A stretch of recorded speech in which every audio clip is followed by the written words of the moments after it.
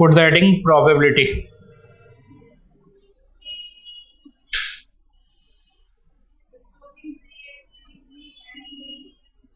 Put the heading probability. Probability start करने से पहले आपको नॉलेज वेन डायग्राम की होनी चाहिए, ठीक है। तो थोड़ी सी नॉलेज मैं आपको वेन डायग्राम का प्रोवाइड कर रहा हूँ, ऑल्दो वो आपके नॉलेज में पहले से भी एग्जिस्ट करता है, ठीक है। तो लिखिए सेट थ्योरी।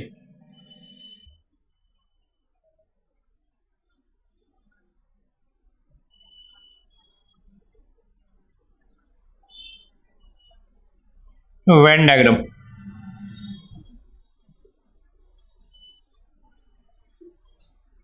लिखा आपने।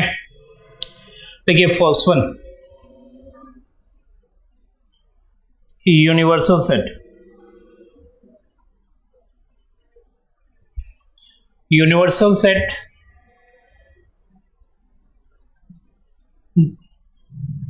जनरली रेक्टेंगल से डिनोट किया जाता है, तो आप रेक्टेंगल बनाओ उसकी जगह।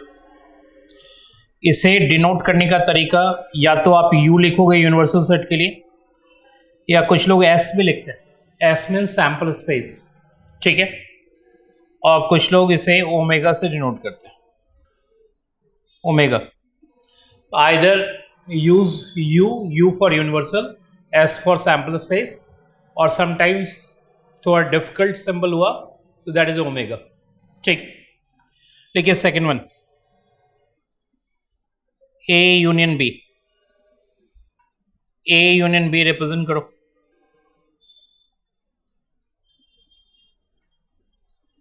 ये हमारा ए है, ये हमारा बी है। ऑब्वियसली ये रीजन हमारा ए यूनियन बी।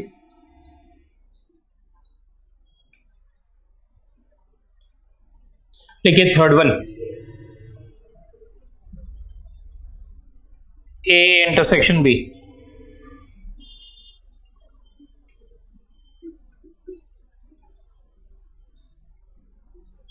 ये हमारा ए है, ये बी है। ये region A intersection B. Clear? देखिए fourth one, A complement. Complement लिखने के ये सारे तरीके हैं। ए के ऊपर बार, ए के ऊपर आप इसे कहो कॉमा, या ए के ऊपर सी, ए कॉम्प्लीमेंट। ए कॉम्प्लीमेंट का मतलब ये आपका ए है, ए छोड़कर सारा रीजन।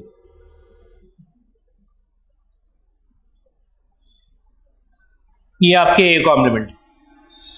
देखिए fifth one, A minus B, that is also called A intersection B complement. A intersection B complement का मतलब only A, only A indicate करो।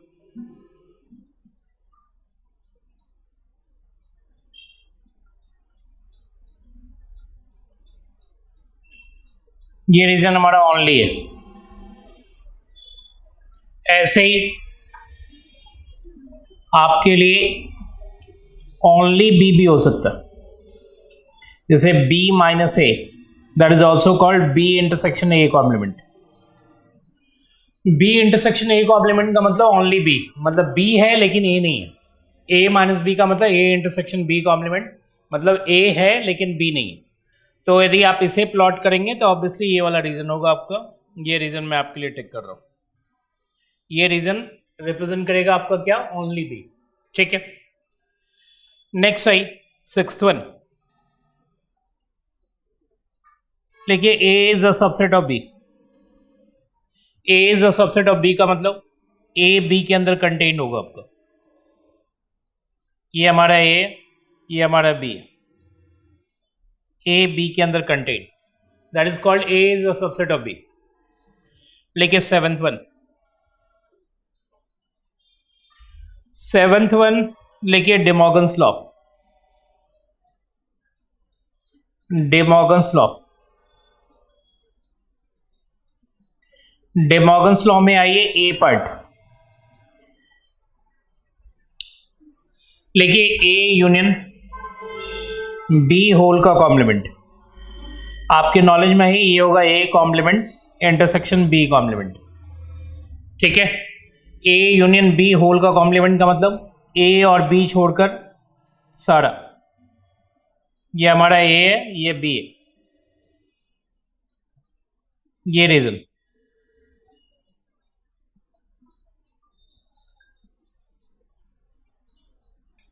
ए यूनियन बी होल का कॉम्प्लीमेंट, लेकिन B part A intersection B whole का complement, लेकिन that is A complement union B complement. A intersection B आप पहले draw करो,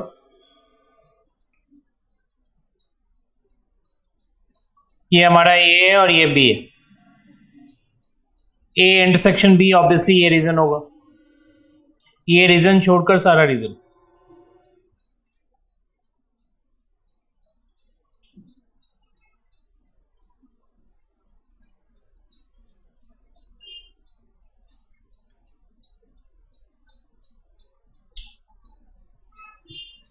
that is A intersection B complement, ठीक है। ए इंटरसेक्शन वाला रीजन छोड़कर सारा रीजन। ये दो डिमॉर्गन्स लॉ है जिसका आपको ध्यान रखना है, एक तो ए यूनियन बी होल का कॉम्प्लीमेंट और एक ए इंटरसेक्शन बी होल का कॉम्प्लीमेंट। तो ये 7 पॉइंट्स हुए। अब लिखिए 8th वन, लिखिए A and B are mutually exclusive. देखिए A and B are mutually exclusive. A and B are mutually exclusive का मतलब A and B are disjoint.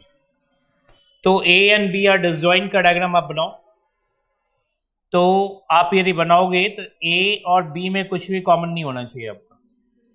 ये आपका ए है और ये आपका बी है, दोनों में कुछ भी कॉमन नहीं, ठीक है। That is called A and B are mutually exclusive, rather से A and B are mutually disjoint, ठीक है। तो ये सारी बातें जो मैंने आपको बताई फॉर 2 सेट्स, ठीक है। इतने डायग्राम्स आपको बनाने आने चाहिए 2 सेट के लिए। अब आइए ये बात 3 सेट्स में कैसे करेंगे। तो देखिए 3 sets,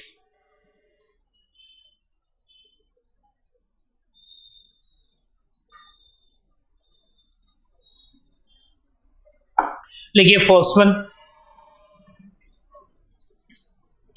A1 union A2 union A3, ठीक है।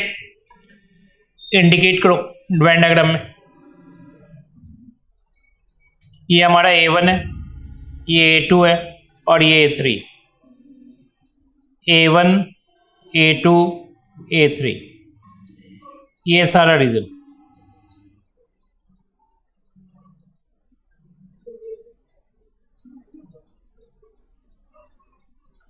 ये आपका A1 union A2 union A3। लेकिन second one A1 intersection A2 intersection A3, ठीक है। अगेन प्लॉट करो से, ये आपका A1 है, ये A2 है, ये आपका A3 है। A1 A2 A3, रादर ये रीजन, ये आपका A1 intersection A2 intersection A3, ठीक है। क्लियर। लेकिन third one A1 intersection A2 complement intersection A3 complement, इसे लोग ओनली A1 भी कहते हैं। ब्रैकेट में लिखना चाहें तो लिख लीजिएगा ओनली A1। यदि हम इसे डायग्रामेटिकली रिप्रेजेंट करें,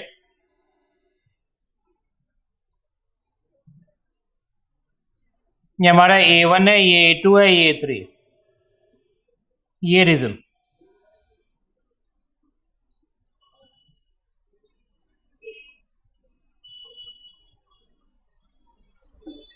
this region is called only A1, ठीक है। यदि आप इसे देखोगे, मैं इसे अलग मार्किंग कर दे रहा हूं, तो ये आपका ओनली A2 होगा, ठीक है। ये रीजन क्या है? Only A2।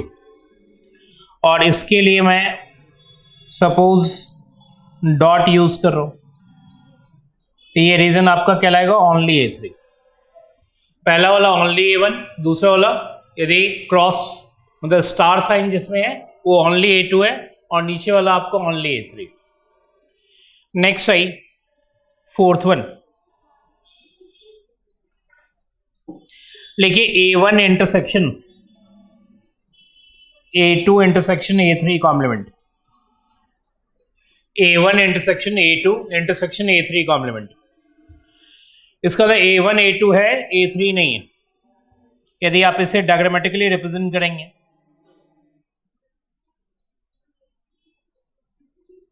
तो ये आपका हो गया A1 A2 A3, A1 A2 A3। Rather ये रीजन इसमें है आपका A1 A2 है लेकिन A3 नहीं, A1 A2 है लेकिन A3 नहीं। ठीक है, क्लियर। ऐसे ही यदि आप इस रीजन को देखेंगे जिसको मैं डॉट से प्लॉट कर रहा हूं,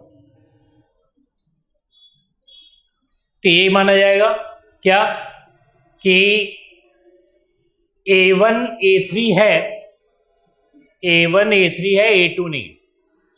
और ऐसे यदि मैं यहां क्रॉस से रिप्रेजेंट करूं तो ये क्या इंडिकेट करेगा, ये इंडिकेट करेगा कि A2 A3 है लेकिन A1 नहीं। ठीक है, तो A1 A2 है, A3 नहीं है। नेक्स्ट A1 A3 है, A2 नहीं है। नेक्स्ट A2 A3 है, A1 नहीं। नेक्स्ट फिफ्थ वन आइए, लिखिए A1 union A2 intersection A3। ठीक है, तो डायग्राम बनाइए।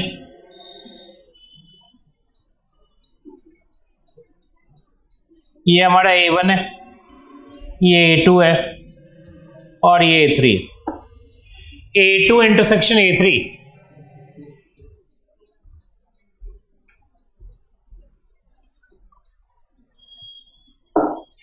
A2 इंटरसेक्शन A3 ऑब्वियसली पहले आप इंडिकेट कर लो। A2 इंटरसेक्शन A3 आपका ये हो गया, A2 इंटरसेक्शन A3 पहले आप रिप्रेजेंट करो, A2 इंटरसेक्शन A3 ये हो गया। और इसका यूनियन A1 से करना है, A1 से ये यूनियन करना है, तो A1 पूरा कवर अप करो।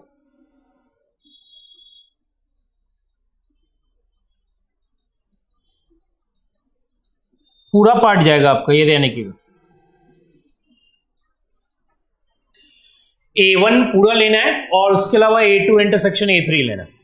ठीक है, A1 कंप्लीट क्योंकि A1 यूनियन में और A2 इंटरसेक्शन A3 है। A2 इंटरसेक्शन A3 तो आप लोगे ही लोगे, उसके बाद A1 कंप्लीट लेना है आपको। A1 कंप्लीट, तो A1 पूरा कवर करोगे। नेक्स्ट आओ, लिखो सिक्स्थ वन, लिखो A1 complement intersection A2 complement union A3। लिखो this is equal to A1 union A2 whole का complement union A3। A1 union A2 whole का कॉम्प्लीमेंट यूनियन A3। डायग्राम बनाओ।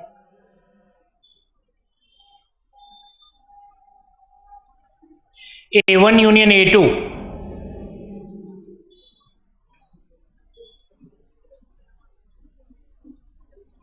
ये आपका A1 है, ये A2 है, ये A3। A1 यूनियन A2,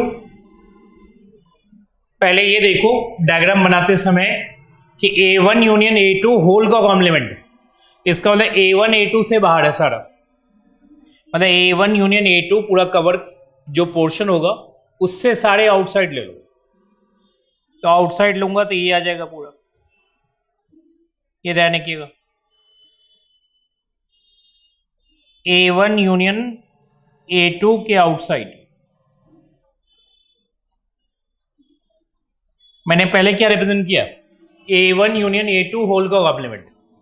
अब इसमें आपको A3 इंक्लूड करना, A3 का पूरा रीजन आपको कवर अप करना होगा, A3 पूरा कवर अप करो, क्योंकि बेसिकली यूनियन है, तो यूनियन का मतलब A3 तो होगा ही होगा, बाकी सब A1 यूनियन A2 के आउटसाइड होंगे। ठीक है, तो A1 यूनियन A2 के आउटसाइड पहले ले लो और उसमें A3 का यूनियन कर लो। ठीक है, तो ये पोर्शन मैंने आपके लिए कवर किए, पहले 2 सेट्स के लिए वेन डायग्राम और उसके बाद 3 सेट्स के लिए वेन डायग्राम। वेन डायग्राम आपकी सबसे स्ट्रांग पॉइंट होनी चाहिए, क्योंकि बिना वेन डायग्राम के कोई क्वेश्चन आपसे नहीं होगा और या रादर से वो बहुत डिफिकल्ट हो जाएगा। ठीक है, तो आपकी कमांड सेट्स पे तो पूरी की पूरी होनी चाहिए, उस सेट्स के अंदर सबसे ज़्यादा कमांड आपकी वेन डायग्राम की होनी चाहिए। Be clear about this one. तो मैंने 2 सेट्स के सारे बनाए और उसके बाद 3 सेट्स के बनाए।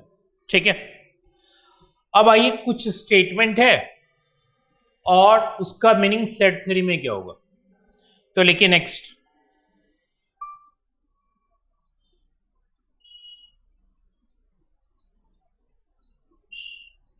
लेकिन स्टेटमेंट और meaning in terms of set theory, 2 column बना लिए। सेट थ्योरी में क्या मीनिंग होगा, ठीक है, लिखिए फर्स्ट वन, लिखिए at least one of the events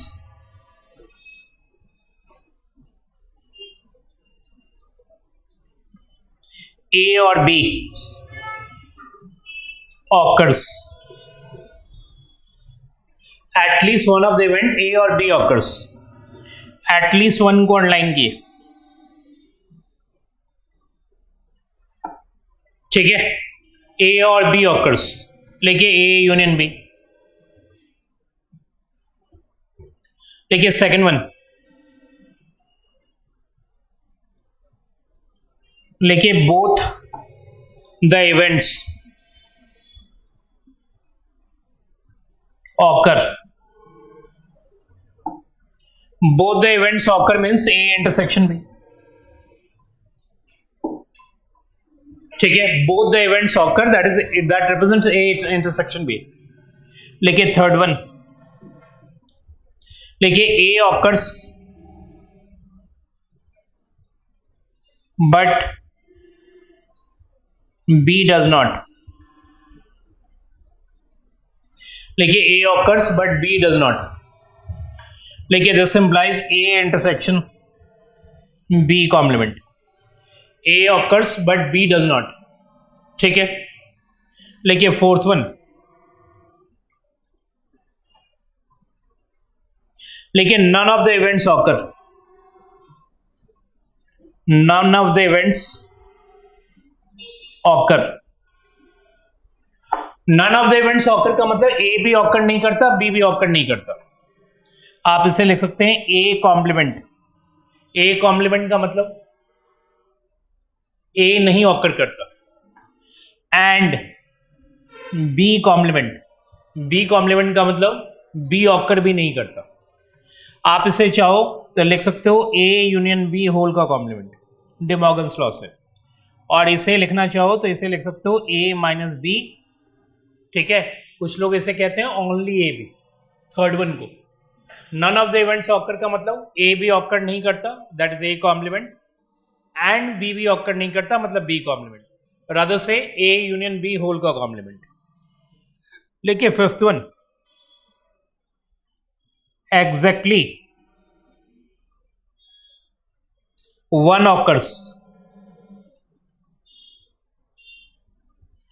exactly one occurs का मतलब या तो सिर्फ ए या सिर्फ बी। आप इसे कह सकते हैं A intersection B complement union A complement intersection B. ठीक है, एग्जैक्टली वन का ये मतलब हुआ। लेकिन सिक्स्थ वन, लेकिन at most one occur, at most one occur. At most one का मतलब या तो 0 या 1। तो 0 का मतलब हो गया ए नहीं है, बी नहीं है, मतलब A and B both does not occur. ठीक है, और उसके बाद 1 के लिए लिखेंगे A intersection B complement union A complement intersection B. ये हो गया एटमोस्ट 1। ठीक है, अब लिखिए 7th one, A and B are mutually exclusive.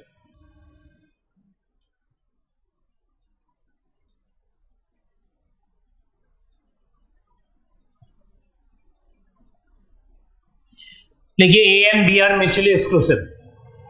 Mutually exclusive का मतलब दोनों में कुछ भी कॉमन नहीं। A intersection B is equal to 5। A and B are mutually exclusive, that is means A intersection B is equal to 5। ठीक है, at most का मतलब या तो 0 या 1, और एटलीस्ट में तो मैंने आपको पहले ही बताया कि एटलीस्ट का ध्यान रखिएगा, वो ए यूनियन बी होता है। बोथ द इवेंट्स मैंने आपको समझा ही दिया। नन हो ही गया आपका, एग्जैक्टली 1 हो ही गया, एग्जैक्टली 1 हो ही गया, तो ये सारे हो गए। एक और लिख ली 8th वन, लिखिए A occurs so does B. ठीक है, यदि ऐसा है कि A occurs so does B, या फिर आप ये कह सकते हैं if A occurs then B occurs, तो इसका मतलब A is a subset of B. Clear, A B के अंदर कंटेन्ड। इतने लैंग्वेज मैंने आपको एक रफली लिख के दिए हैं जिसकी अंडरस्टैंडिंग आपकी होनी चाहिए। रादर से पहले एक्सरसाइज जो प्रोबेबिलिटी की आपकी है वो बेसिकली इसी पे बेस्ड है। ठीक है, तो आज ये जरा हम क्वेश्चन देखें कि प्रॉब के अंदर क्या है आपका। तो प्रॉब के अंदर जो पोजीशन है आपकी, ये बेसिकली एक्सरसाइज 2.1 में, इसमें ज्यादा रेलेवेंट क्वेश्चन नहीं है आपका। एक क्वेश्चन मुझे रेलेवेंट दिख रही है, वो है क्वेश्चन नंबर 8।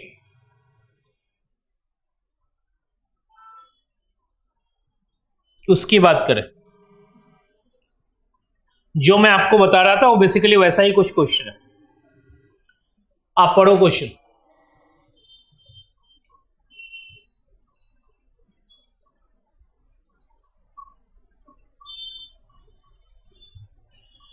क्या लिखा हुआ है?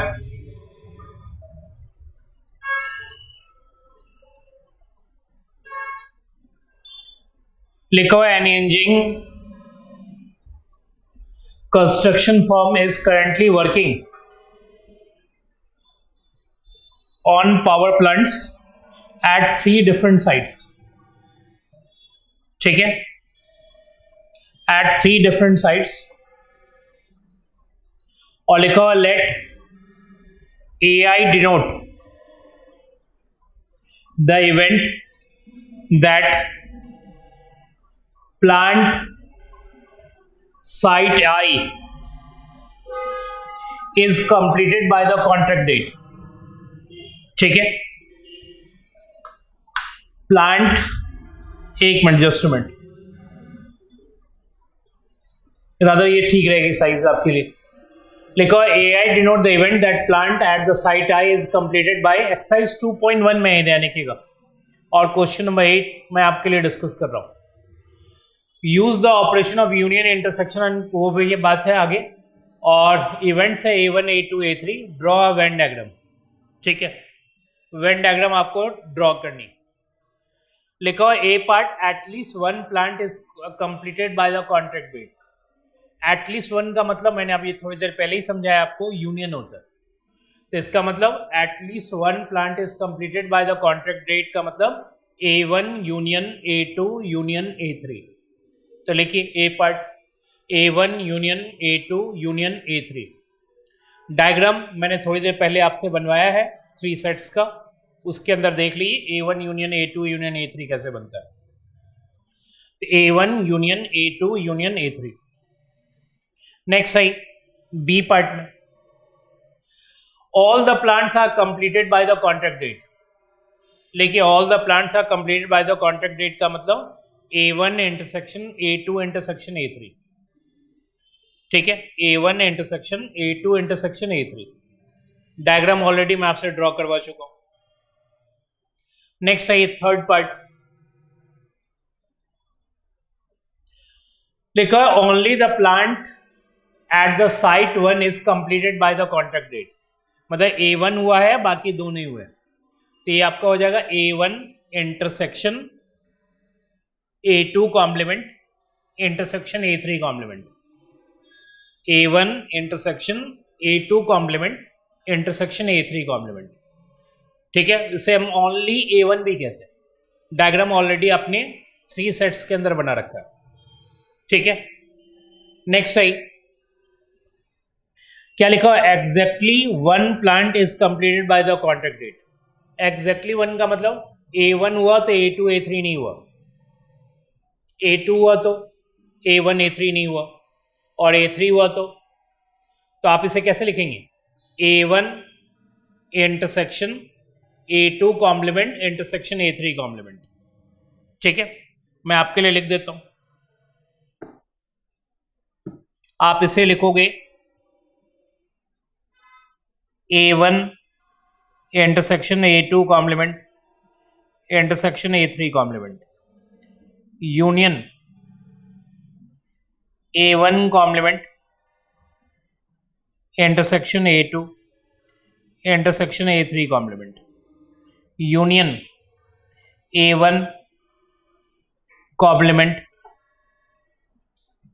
Intersection A2 complement intersection A3।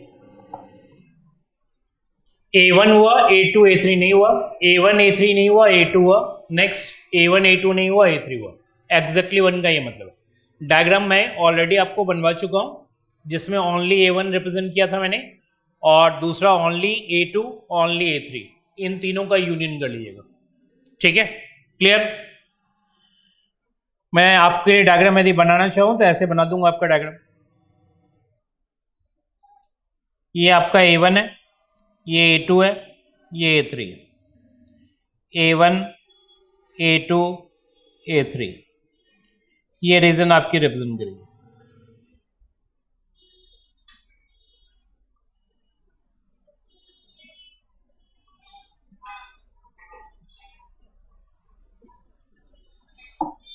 कोई प्रॉब्लम?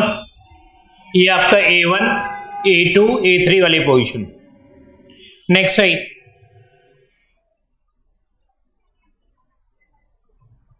नेक्स्ट क्वेश्चन क्या है आपका,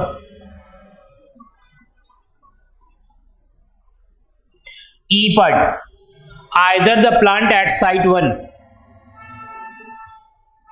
और both other 2 plants are completed by the contract date. Either the plant at the site 1 or both other 2 plants are completed by the contract date। इसका मतलब either the plant at site 1 मतलब A1, और का मतलब union, तो लिखिए A1 union both other 2 plants। both other 2 plants का मतलब A2 इंटरसेक्शन A3, तो लिखिए A1 union A2 intersection A3। A1 union bracket में लिखिएगा A2 इंटरसेक्शन A3। ठीक है, तो पहले आपको A2 इंटरसेक्शन A3 इंडिकेट कर देना, और उसके बाद A1 उसके अंदर मिला देना। ऑलरेडी मैंने आपको एक डायग्राम ड्रॉ करवाया था जो उसके अंदर था। ठीक है, क्लियर कि A2 इंटरसेक्शन A3 ऑलरेडी मैंने बनवा रखा आपका। A2 इंटरसेक्शन A3 पहले इंडिकेट करो और उसमें से A1 का यूनियन कर दो, मतलब फर्दर A1 उसके अंदर ऐड कर दो। इस एक्सरसाइज में इसके अलावा आपको कुछ नहीं करना है, बस ये क्वेश्चन रेलिवेंट था जो मैंने आपको करवा दिया। ठीक है, इसके अलावा कुछ करने की आपको जरूरत नहीं। डे मॉर्गन्स लॉ ऑलरेडी मैं आपको एक्सप्लेन कर चुका हूं। ठीक है, अब आइए इसके बाद जो टर्न आएगा उसकी बात करें। अब मैं आपके लिए प्रॉब एक्चुअल में स्टार्ट करूंगा। ठीक है, तो पहले तो वेन डायग्राम की नॉलेज, और दूसरा जो स्टेटमेंट है वो सेट थ्योरी में कैसे लिखा जाएगा वो आपकी नॉलेज होनी चाहिए। ये दो नॉलेज यदि क्लियर है आपके, तो क्वेश्चन में ऐसा कोई मेजर प्रॉब्लम नहीं होगी आपको। ठीक है, माइनर कोई डिफिकल्टी हो सकती है। अब आइए यहां से आपकी प्रोबेबिलिटी स्टार्ट होती है रादर से पहले प्रोबेबिलिटी का डेफिनेशन और उससे रेलेवेंट क्वेश्चंस। ठीक है, तो सबसे पहले मैथमेटिकल डेफिनेशन।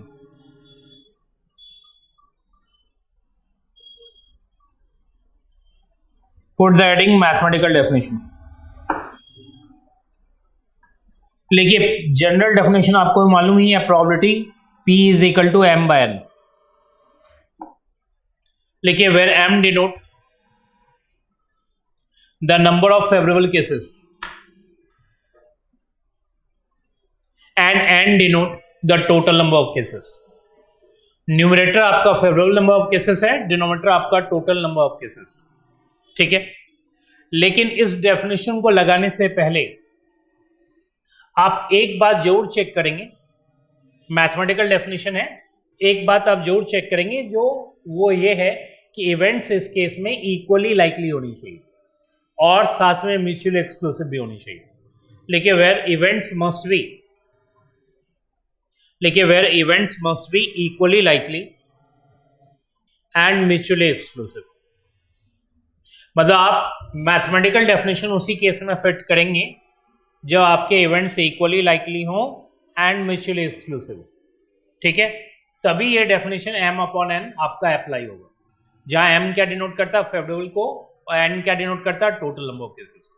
यदि आपके इवेंट्स इक्वली लाइकली नहीं है तो आपको ये डेफिनेशन फिट नहीं करनी। ठीक है, क्लियर बात। यदि आप फिट करेंगे तो ऑकवर्ड रिजल्ट आएंगे। जैसे मैं आपको एक एग्जांपल दे रहा हूं, जैसे आप एग्जामिनेशन देने जाते हो तो आपका रिजल्ट क्या होगा, या तो पास हो गए या फेल हो गए, इसके अलावा तो कुछ नहीं हो सकता। तो पास या फेल इसका मतलब टोटल नंबर ऑफ केसेस 2 है आपका। पास होना दैट इज 1। ठीक है, तो आपसे कहेगा कि probability of passing the examination is obviously 1/2। ठीक है, मतलब आप चाहो पढ़ो या नहीं पढ़ो, दोनों केस में आपके पास होने की प्रोबेबिलिटी हाफ है। Half means 50%। आपको ही मालूम है कि आप यदि नहीं पढ़ोगे तो आपके पास होने की प्रोबेबिलिटी किसी भी हालत में 50% नहीं होगी, रादर से 0% होगी। ठीक है, क्लियर। लेकिन मैथमेटिकल डेफिनेशन क्या कह रही है, भाई टोटल नंबर ऑफ केसेस 2 है, या तो पास हो गए या फेल हो गए। मैं पास होने की बात करूं, फेल होने की बात नहीं करूं, तो that would be much better. ठीक है, तो पास होने मतलब that is 1, favourable number of cases 1, so probability is 1/2। Probability यहाँ 1/2 नहीं है आपकी। ठीक है, क्योंकि पास और फेल आपके इक्वली लाइकली इवेंट्स नहीं है। तो मैथमेटिकल डेफिनेशन जब भी आप फिट करें तो ये जरूर चेक करें कि इवेंट्स आपकी इक्वली लाइकली हैं या नहीं, और साथ में म्यूचुअली एक्सक्लूसिव भी होने चाहिए। म्यूचुअली एक्सक्लूसिव का मतलब एक इवेंट का होना दूसरे इवेंट का नहीं होना। यदि आप एग्जामिनेशन में पास हो गए हो तो ऑब्वियसली फेल नहीं होगी, और फेल हो गए होगे तो पास होना मुश्किल है।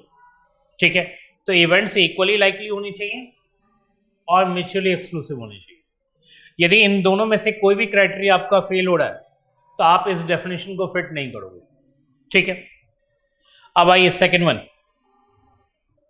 एक तो ये डेफिनेशन आपकी मैथमेटिकल डेफिनेशन, जिसे कुछ लोग क्लासिकल डेफिनेशन भी कहते हैं, रादर से प्रॉब की ओल्ड डेफिनेशन। अब आइए सेकेंड वन,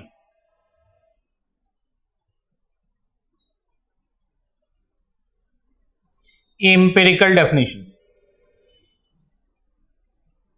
एम्पिरिकल डेफिनेशन का मतलब based on observation.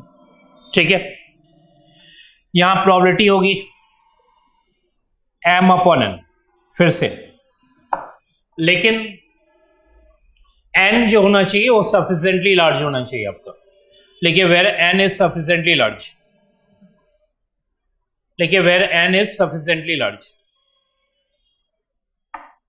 Large sufficiently large का मतलब इन थ्योरी इंफिनिटी, ब्रैकेट में लिखिए n टेंस टू इंफिनिटी। अब यहां देखिए मैं आपको एक एग्जांपल दे रहा हूं, जैसे क्वाइन है। क्वाइन यदि आप टॉस करोगे तो या तो हेड आएगा या टेल आएगा। लेकिन यदि आप क्वाइन को 10 टाइम्स टॉस करोगे, ऑल्दो प्रोबेबिलिटी आपकी हाफ है, लेकिन आप चाहते हो कि हाफ का मतलब 5 हेड्स आए और 5 टेल्स आए। भाई यदि हम 10 टाइम्स टॉस कर रहे हैं और प्रोबेबिलिटी यदि आपकी हाफ है तो हेड कितने आनी चाहिए 5 टाइम्स और टेल कितने आनी चाहिए 5 टाइम्स। ये रिजल्ट आपको कभी नहीं मिलेगा, ठीक है, क्लियर। क्योंकि reason 10 is not sufficiently large. यदि आप कॉइन को 1 लाख टाइम टॉस करो या 10 लाख टाइम टॉस करो तो फिर आपको रिजल्ट मिलने लगेंगे हाफ वाले। मतलब आपकी हेड की प्रोबेबिलिटी टेंडिंग टुवर्ड्स हाफ होगी और टेल की भी प्रोबेबिलिटी टेंडिंग टुवर्ड्स हाफ होगी, ठीक है। लेकिन आप चाहोगे कि 10 टाइम्स में हाफ हाफ रिजल्ट आए, ये ऑलमोस्ट नेक्स्ट टू इम्पॉसिबल। लेकिन आप 10 लाख टाइम्स टॉस करोगे तो head almost tending towards half दिखेगी आपको प्रॉब के टर्म्स में, और टेल भी ऑलमोस्ट टेंडिंग टुवर्ड्स हाफ दिखेगी। अब आइए नेक्स्ट,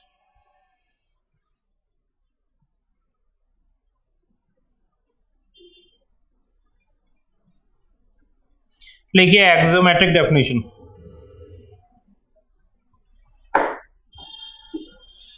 देखिए it is based on 3 axioms. लिखिए it is based on 3 axioms. लिखिए फर्स्ट वन, एक्सिम नंबर 1, लिखिए the probability of any event, लिखिए the probability of any event is greater than equal to 0। लिखिए that is PA greater than equal to 0। लिखिए that is PA greater than equal to 0 where A is any event। भाई किसी चीज की भी probability greater than equal to 0 होती है, आपको भी मालूम है ये बात। ये एग्जाम नंबर 1 है। लिखिए सेकंड वन, लिखिए the probability of sample space, the probability of sample space is 1। the probability of sample space is 1। लिखिए that is PS is equal to 1। और लिखिए थर्ड वन, लिखिए if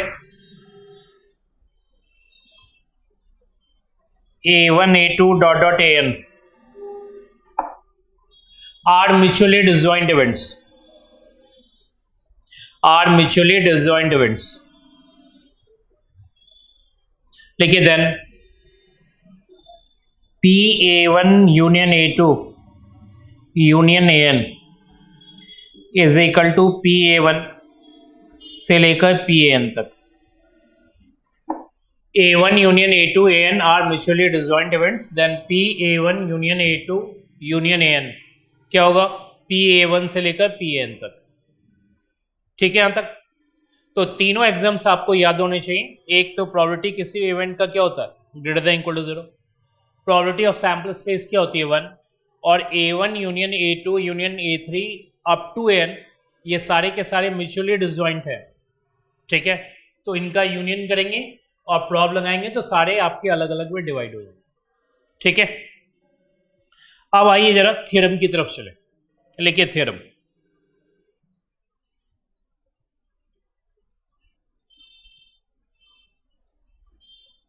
थ्योरम्स की अभी मैं प्रूफिंग नहीं कर रहा हूं, बाद में आपके लिए प्रूफिंग करूंगा, ठीक है। अभी जो इंफॉर्मेशन है वो मैं आपको बताने जा रहा हूं। देखिए फर्स्ट वन, देखिए प्रोबेबिलिटी ऑफ इम्पॉसिबल इवेंट, देखिए probability of impossible event is 0।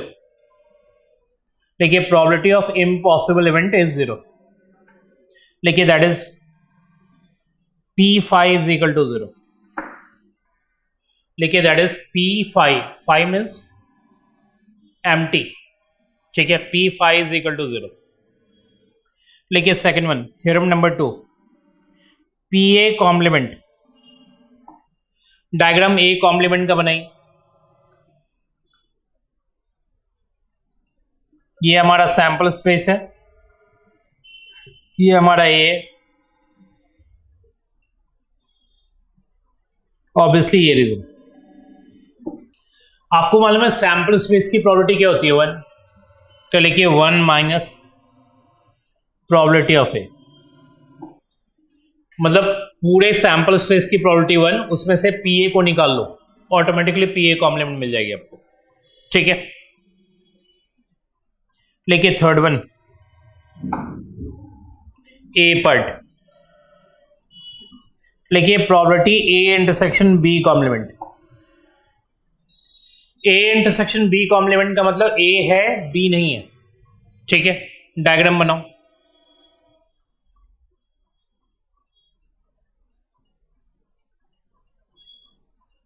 ये हमारा ए है लेकिन बी नहीं। This one is A, this one is B. जो भी आप आंसर करोगे वेन डायग्राम से करोगे। तो आपको क्या करना है, क्या लिखना है कि प्रोबेबिलिटी ऑफ ए, उसमें से ये इंटरसेक्शन वाला पोर्शन हटा दो, लिखो minus probability of A intersection B. Probability of A में से इंटरसेक्शन वाला पोर्शन हटा दो, पूरा ए में से इंटरसेक्शन हटाओगे, ऑब्वियसली ओनली ए होगा। आप इसे लिखो next, probability A complement intersection B. Same pattern से पूरा बी कंसिडर करना है, that is probability of B, उसमें से इंटरसेक्शन वाला पोर्शन हटा देना। जो भी आंसर करना है वो वेन डायग्राम के थ्रू करना। ठीक है, मतलब वेन डायग्राम के थ्रू आप आंसर करने की कोशिश करो, आपका प्रॉब का अधिकतर प्रॉब्लम सॉल्व हो जाएगा। ठीक है, तो ये 3 थ्योरम मैंने आपको बताया। लिखिए फोर्थ वन, लिखिए if A is a subset of B, लिखिए if A is a subset of B, लिखिए देन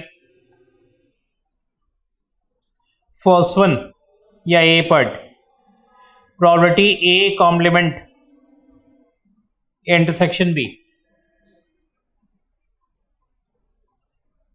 ए कॉम्प्लीमेंट इंटरसेक्शन बी, पहले तो वेन डायग्राम, ये हमारा ए है, ये हमारा बी है। ये रीजन,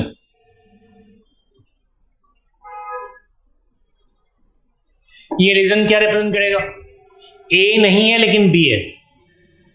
ठीक है, ए नहीं है लेकिन बी है, तो आपको पहले बी लेना होगा और उसमें से ए रिमूव करना होगा। आपको मालूम है ए कॉम्प्लीमेंट का मतलब ए नहीं है, मतलब ए के आउटसाइड, और बी है इसका मतलब बी के इनसाइड। तो इसका मतलब probability of B minus probability of A. एक बात ध्यान रखिएगा, यदि ए बी का सबसेट है तो प्रोबेबिलिटी ऑफ ए हमेशा less than equal to probability of B होगी। यदि ए बी का सबसेट है तो प्रोबेबिलिटी ऑफ ए किसी भी हालत में प्रोबेबिलिटी ऑफ बी क्रॉस नहीं कर सकती। ठीक है, next I fifth one, theorem number 5, लिखिए एडिशन रूल।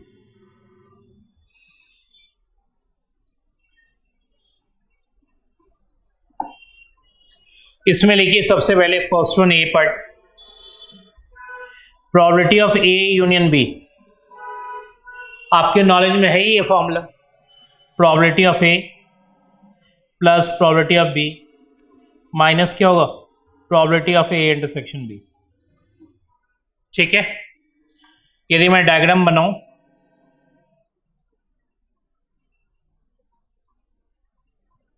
तो ये रीजन हमारा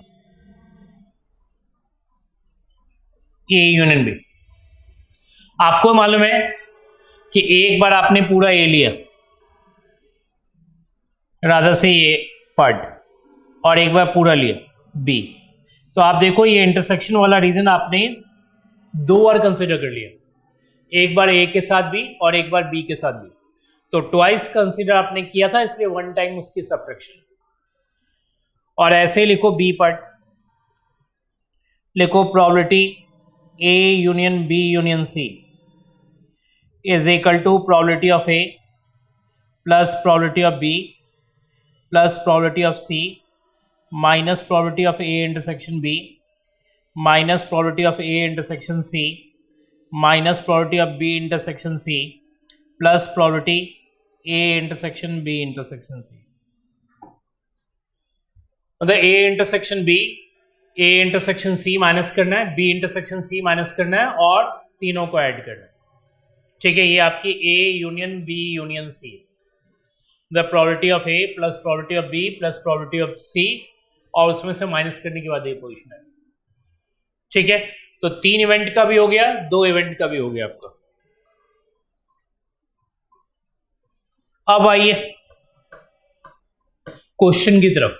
ठीक है, क्वेश्चन आप चाहे बुकलेट करो या बुक से करो, एक ही बात, लेकिन बुकलेट के अंदर जितने भी रेलेवेंट क्वेश्चन है बुक के अंदर जो भी थे वो मैंने बुकलेट के अंदर कंसीडर कर रखे हैं, तो रादर आप बुकलेट पे ज़्यादा ध्यान देना इंस्टेड ऑफ बुक।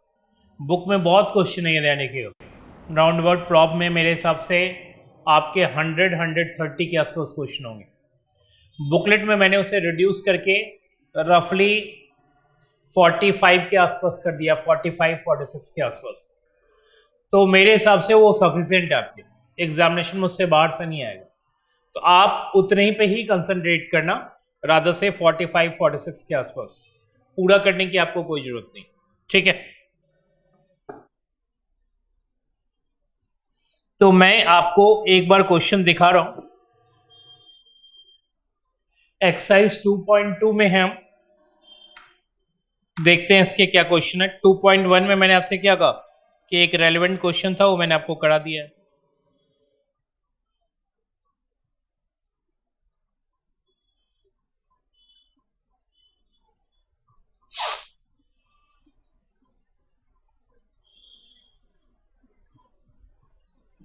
हाँ, ये एक्सरसाइज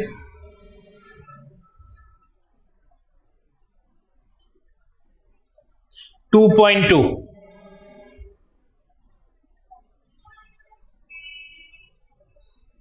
क्वेश्चन नंबर 12 मैं ये क्वेश्चन ले रहा हूं।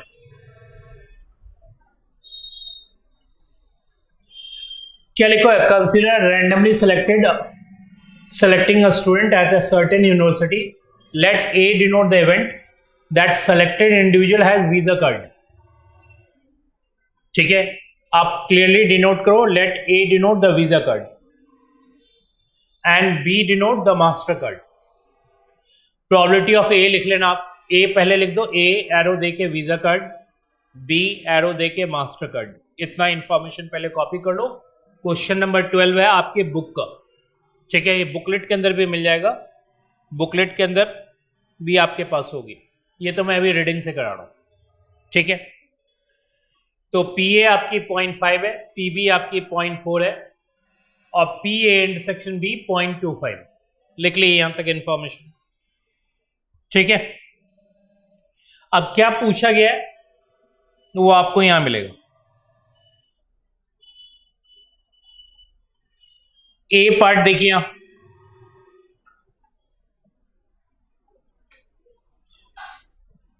ए पार्ट है, compute the probability that selected individual has at least one of the two types of card. ठीक है, तो लिखिए probability A union B, at least one का मतलब ए यूनियन बी होता है, तो लिखिए प्रोबेबिलिटी ए यूनियन बी। लिखा आपने, probability A union B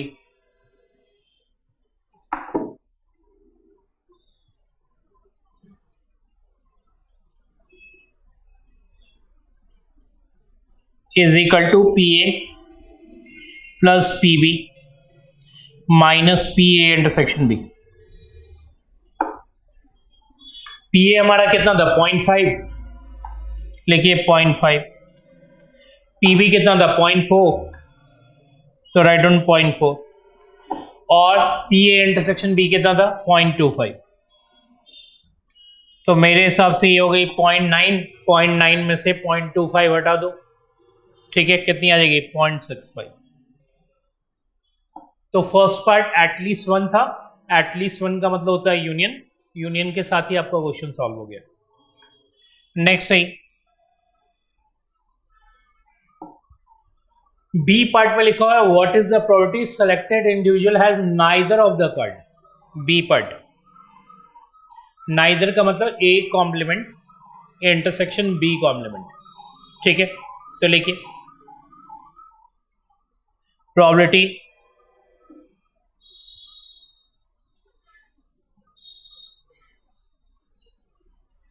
A complement intersection B complement.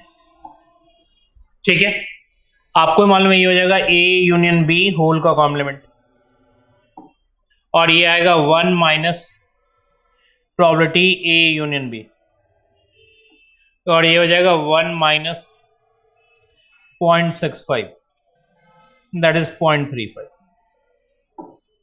ठीक है, क्लियर। अब आइए थर्ड पार्ट की तरफ। थर्ड पार्ट क्या कह रहा है?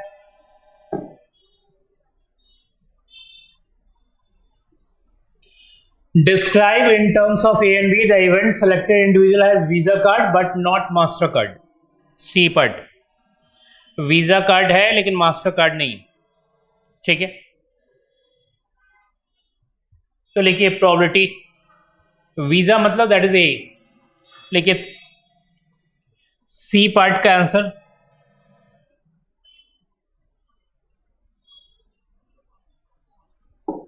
वीजा कार्ड है, रादर से ए है, और मास्टर कार्ड नहीं है। मास्टर कार्ड नहीं है इसका मतलब बी कॉम्प्लीमेंट। आप इसे लिख सकते हो probability of A minus probability of A intersection B. Probability of A कितना है हमारा? प्रोबेबिलिटी ऑफ ए है वीजा कार्ड का, दैट इज 0.5, लिखो 0.5, और 0.25 था ना ये 0.25, ऑब्वियसली 0.25 आएगा। कोई प्रॉब्लम है आपको? वीजा कार्ड है, मास्टर कार्ड नहीं है। डायग्राम आपको वेन डायग्राम दिखा ही चुका हूं, पूरा ए लेना है, उसमें से इंटरसेक्शन वाला पोर्शन हटा देना। ठीक है, अब आइए नेक्स्ट क्वेश्चन।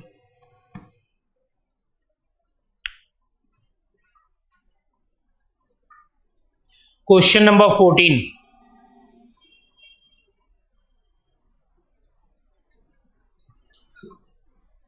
क्या लिखा है? Suppose that 55% of all the adults regularly consume coffee.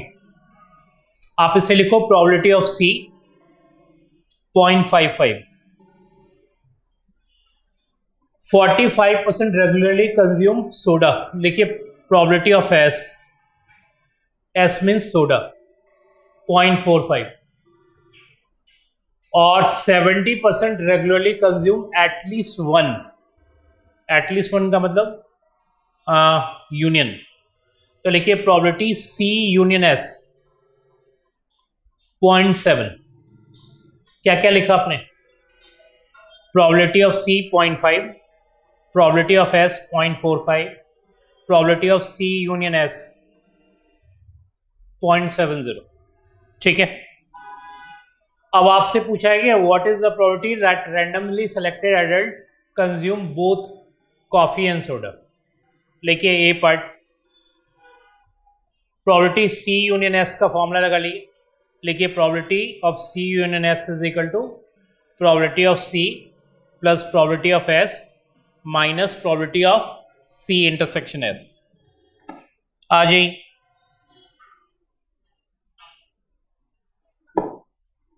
आपने फॉर्मूला लगाया, probability of C union S is equal to probability of C plus probability of S C intersection S। ये आपकी 0.70 है, ये आपकी 0.55 है, ये आपकी 0.45 है, और C इंटरसेक्शन S यहां से आप निकाल लो। C इंटरसेक्शन S कितना होगा? 0.55 प्लस 0.45, आई थिंक आपकी हो जाएगी 60, दैट इज 1 में से आप ये रिमूव कर दो 0.70, तो ये आपकी 0.30 हो जाएगी। ये सिंपल सा क्वेश्चन आपको। ठीक है, B part of what is the probability that a randomly selected adult does not consume, B part, इस पार्ट की बात कर रहा हूं मैं आपसे। What is the probability a randomly selected adult does not consume regularly at least one of these two products? Does not है ये ध्यान रखिएगा। ठीक है, does not का मतलब दैट इज कॉम्प्लीमेंट। तो इसका मतलब आपसे ये पूछ रहा है कि regularly does not consume at least one of the to product. At least one का मतलब तो यूनियन कन्फर्म है, ठीक है, और डज नॉट का मतलब हो गया सी कॉम्प्लीमेंट या फिर एस कॉम्प्लीमेंट। मतलब सी कॉम्प्लीमेंट का मतलब कॉफी कंज्यूम नहीं करता, ठीक है। एस कॉम्प्लीमेंट का मतलब सोडा कंज्यूम नहीं करता। यूनियन का मतलब होता है इन दोनों में से कम एक कंज्यूम नहीं करता। तो एटलीस्ट वन का मतलब यही, ठीक है। ये आपको एक्चुअली लैंग्वेज से पिक करनी है। सी कॉम्प्लीमेंट मतलब कॉफी कंज्यूम नहीं करता, एस कॉम्प्लीमेंट मतलब सोडा कंज्यूम नहीं करता, तो यूनियन का मतलब at least one of these two, ठीक है, इन दोनों में से कम एक वो कंज्यूम नहीं करता। ये बेसिकली आपको क्वेश्चन कह रहा है। तो आ जाइए टू द पॉइंट। देखिए प्रोबेबिलिटी सेकंड पार्ट में है ना, C complement that is coffee consume नहीं करता, एस कॉम्प्लीमेंट तो आप इसे कह सकते हैं probability C intersection S whole का कॉम्प्लीमेंट। ये आपकी हो जाएगी 1 minus probability C intersection S 1 minus 0.30 that is 0.70। तो 70% की प्रोबेबिलिटी आपकी आ रही है, ठीक है। कॉफी नहीं कंज्यूम एंड सोडा नहीं कंज्यूम का में से कम एक कंज्यूम नहीं करने की पॉसिबिलिटी, ठीक है। ये लैंग्वेज से आपको पिक करनी होगी। नेक्स्ट आई एक आध क्वेश्चन और करें।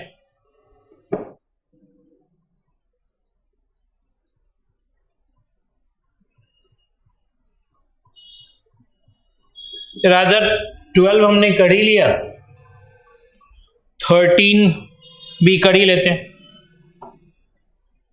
यानी कि 13 3 इवेंट्स के लिए, उसके लिए आपको ये सारे प्रोबेबिलिटी नोट डाउन करने होंगे। मतलब PA1 क्या है, PA2 क्या है, यहां से लेकर यहां तक।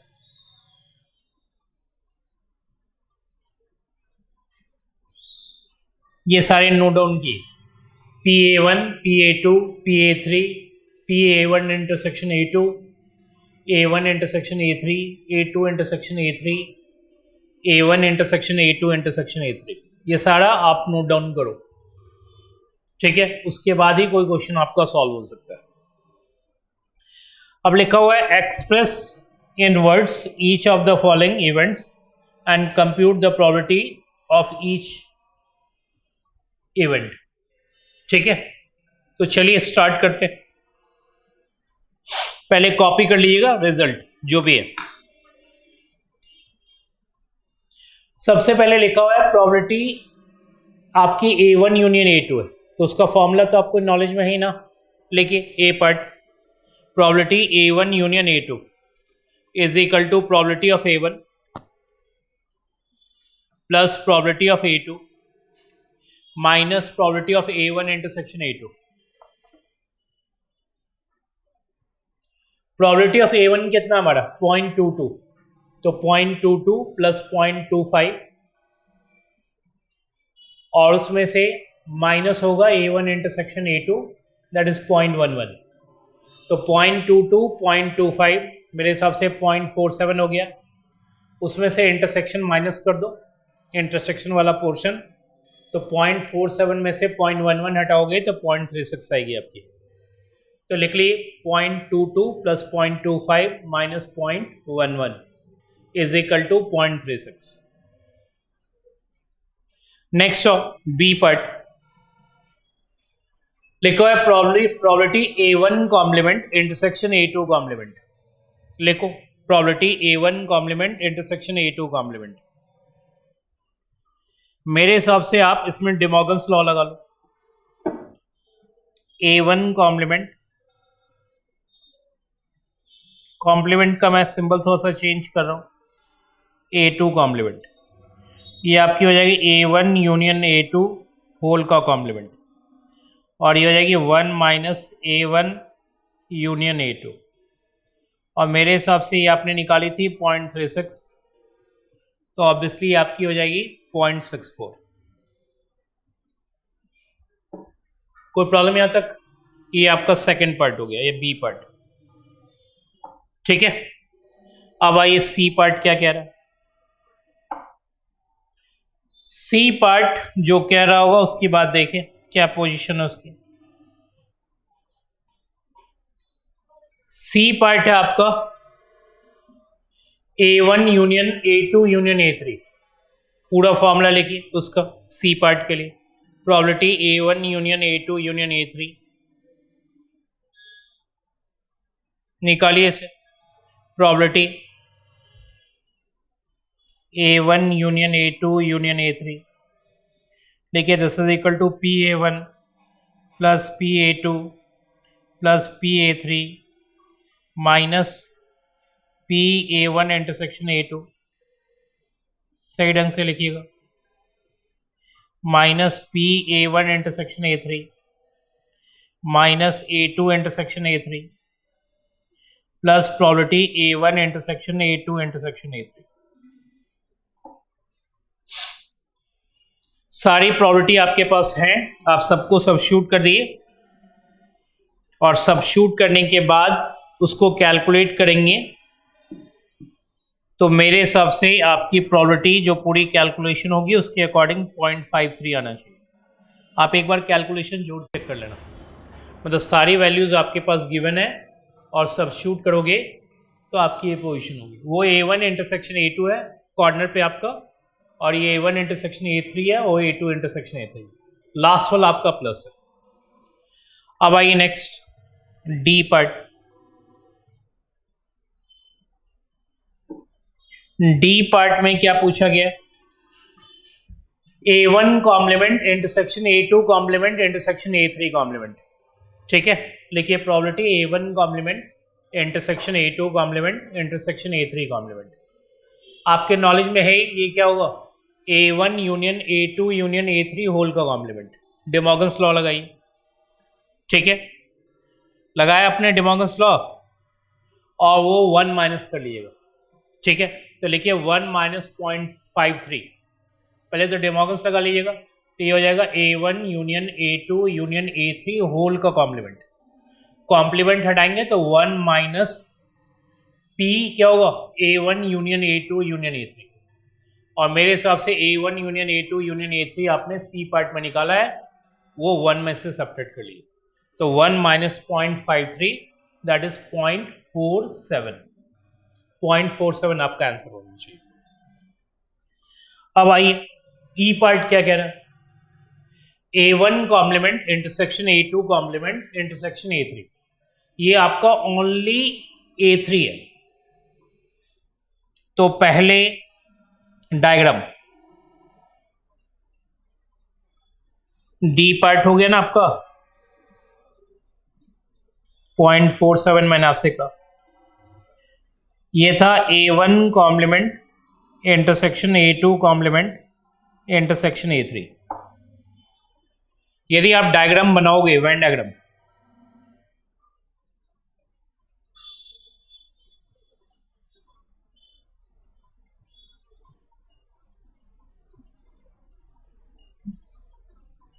तो ये रीजन होगा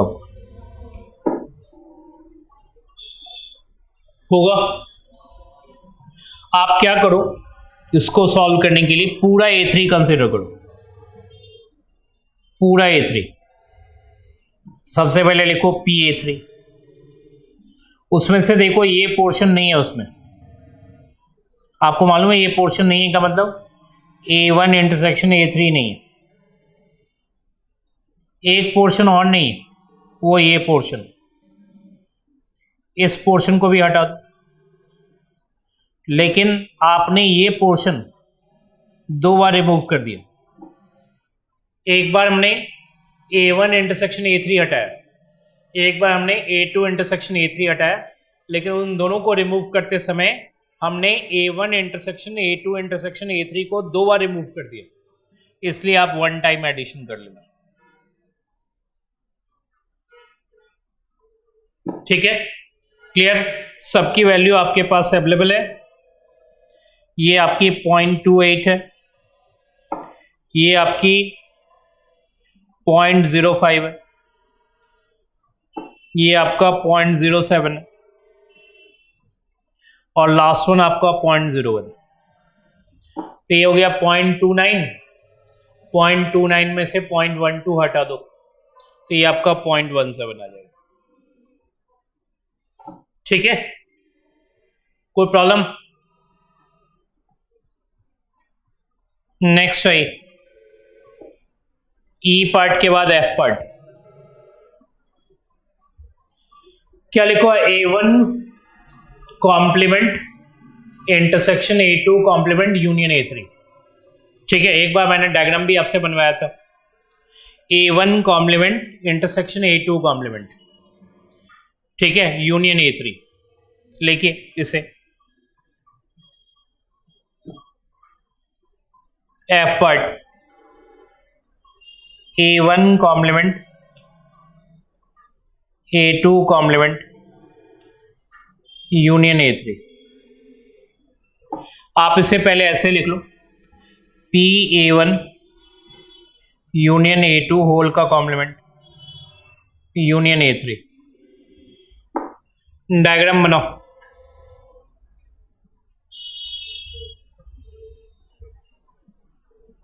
ये हमारा A1 है, ये A2 है, रादर ये रीजन, ये दोनों नहीं है और उसमें A3 है, ये पूरा रीजन।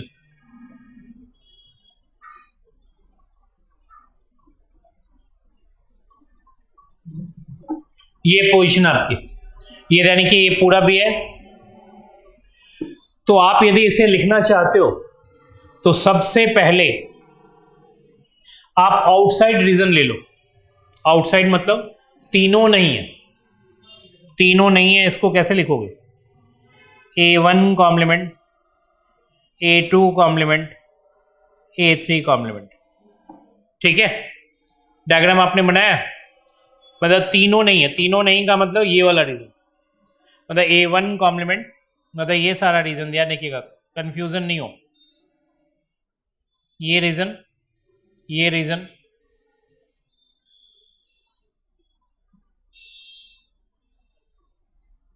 ये यानी कि पहले हमने ये रीजन ले लिया और उसमें आपको A3 का यूनियन और कर देना, मतलब ये प्लस कर, ये जो कॉमन है ये प्लस कर, ये यानी कि डायग्राम आपकी बेकार हो गई पूरी की पूरी। लेकिन आउटसाइड पहले A1 A2 A3 के आउटसाइड लेना है और उसमें A3 पूरा कवर करना, ये पूरा का पूरा कवर करना। तो लिखिए प्लस A3। एक तो आउटसाइड, तीनों के आउटसाइड, और उसमें से A3 की A3 को इंक्लूड करना। A3 जैसे इंक्लूड करेंगे तो आपकी पोजीशन क्लियर हो जाएगी, वो रीजन आ जाएगा आपको। तो मुझे बताइए, ये वाला तो पोर्शन आपने निकाला था ना सी पार्ट में, सी पार्ट में निकाला था या डी पार्ट में निकाला था? कितना था ये? 1 माइनस 0.53 आया था, 0.47। अब प्रोबेबिलिटी ऑफ A3 कितना है? आप क्वेश्चन में देखो, ऑलरेडी लिख रखा है आपने 0.28, ये आपकी आ जाएगी 0.75। ठीक है, क्लियर? यानी कि इसमें जो डिफिकल्टी आपको खासकर लास्ट दो पार्ट में हुई है, क्योंकि वहां कोई फॉर्मूला एग्जिस्ट नहीं कर रहा था, ठीक है, और एग्जिस्ट नहीं कर रहा था तो आपको वेन डायग्राम बना के सोचने के बाद आपको रिजल्ट लिखना होगा। ये काम थोड़ा और आसान हो सकता है, ठीक है, वो मैं आपको मेथड 2 में बता देता हूं।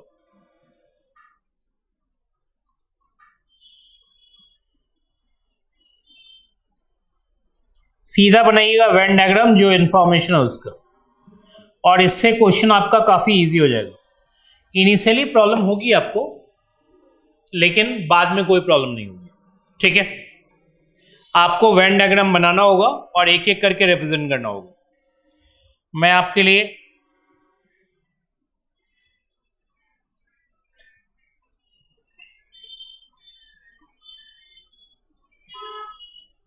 ये हमारा A है, ये हमारा B है, ये हमारा C। ठीक है, ये A1 हो गया, ये A2 हो गया, ये A3 हो गया। ये हमारा स्मॉल a का मतलब ओनली A1, ये हमारा ओनली A2 है, ये हमारा ओनली A3 है, ये only A1, only A2, only A3। ये पोर्शन हमारा D है, that is A1 A2 but not A3। ये portion A2 A3, sorry A1 A3, sorry for that, A1 A3, A1 A3 है, A2 नहीं है। ऐसे ये पोर्शन हमारा A2 A3 है लेकिन A1 नहीं है, और ये पोर्शन, इस पोर्शन हमारा A1 A2 A3 तीनों है, तो हमने इसे G से इंडिकेट किया। तो मैंने सारे रीजन इंडिकेट किए, only A1, only A2, only A3। ये वाला पोर्शन आपका हो गया, एक हो गया D मतलब A1 A2 है, A3 नहीं है। E हो गया A1 A3 है, A2 नहीं है। F हो गया A2 A3 है, A1 नहीं है, और G मतलब तीनों है। अब एक एक करके इंफॉर्मेशन लिखिए जो आपके पास है। आपके पास है A1 intersection A2 intersection A3, हमारे डायग्राम के अकॉर्डिंग वो G है, और इसकी प्रोबेबिलिटी आपको 0.01 दिए हुए, ठीक है। नेक्स्ट आपके पास है A1 intersection A2, A1 intersection A2, A1 intersection A2 हमारा होगा D प्लस G, मतलब A1 and A2 common, obviously D और G होगा, ठीक है। और ये प्रोबेबिलिटी उन्होंने आपको दे रखी है 0.11, जिसमें G हमारा 0.01 है, तो यहां से आपकी D की वैल्यू आ जाएगी 0.10। Next A1 intersection A3, A1 intersection A3 हमारा क्या होगा, E प्लस G, और ये गिवन कितना है 0.05, तो हमारा E क्या हो जाएगा 0.05 माइनस G कितना है 0.01, तो 0.04 हो जाएगी। नेक्स्ट A2 इंटरसेक्शन A3, ये हमारी होगी F प्लस G, कितना हमारा F प्लस G 0.07, तो यहां से F पे इतना होगा 0.06। नेक्स्ट आई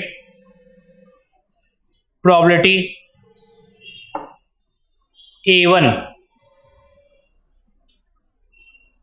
इसके बाद प्रोबेबिलिटी A1 में कौन कौन सा आ जाएगा, तो A1 में आ जाएगा आपका A plus D plus E plus G, तो लिखिए A1 A plus D plus E plus G, कितनी है इसकी वैल्यू गिवन, आपको गिवन है 0.22, जिसमें से D E G आपके पास ऑलरेडी है, तो यहां से आप A निकालोगे तो A आपकी होनी चाहिए 0.07, D कितना है 0.10, E कितना है ऑब्वियसली 0.15, 0.22 में से हटेगा, ये आपकी 0.07 आएगी। Next I probability of A2 के अंदर क्या आएगा, B प्लस D प्लस क्या आएगा F plus G, B D F और G, इसके पास इंफॉर्मेशन कितना आपके पास, ये है आपका 0.25, और D F G हटाएंगे तो 16 17, मतलब B की वैल्यू मेरे हिसाब से 0.08 आनी चाहिए आपकी। नेक्स्ट आई प्रोबेबिलिटी A3, ये आपकी हो जाएगी प्रोबेबिलिटी ऑफ A3 में क्या क्या आएगा, C प्लस क्या E plus F plus G, और ये कितना गिवन है 0.28। यहां से C की वैल्यू निकाल लो। C की वैल्यू हो जाएगी E प्लस एफ प्लस जी निकालेंगे तो E है आपका 0.04, दैट इज 0.10, 0.11 हटेगा तो ये आपकी 0.17 आएगी। मेरे हिसाब से मैंने आपको सारे इंफॉर्मेशन निकाल दिए, ठीक है भाई। G आ गया, D E F आ गया, A B C आ गया, मतलब रादर से A B C D E F G सारे वैल्यूज आपके पास आ गए। अब आपसे जो पूछे उसको बहुत आसानी से जवाब दे सकते हैं। जैसे उन्होंने पूछा था probability of A1 union A2, तो आप देखो A1 यूनियन A2 में कौन कौन आएगा, जो आएगा उसको लिख लो, ठीक है। कौन कौन आएगा A1 यूनियन A2 में? मेरे हिसाब से आएगा A D G E और उधर से आएगा F और B, तो सारे ऐड कर लोगे तो वो आपको मिल जाएगा, ठीक है। तो ये रिजल्ट जैसे ही आ गया तो जितने भी फॉर्मूले आपने अलग अलग लिखे थे उसको लिखने की जरूरत नहीं होगी, सिर्फ वेन डायग्राम रिप्रेजेंट कर दीजिएगा उसका, उसके साथ ही सारे इंफॉर्मेशन आपके पास अलग अलग सारे अवेलेबल है, उनको ऐड करेंगे ऑटोमेटिकली आपका आंसर आ जाएगा, ठीक है। क्लियर? तो आज के लिए यहीं तक, और बाकी मैं नेक्स्ट क्लास में आपके लिए डिस्कस करूंगा, ठीक है।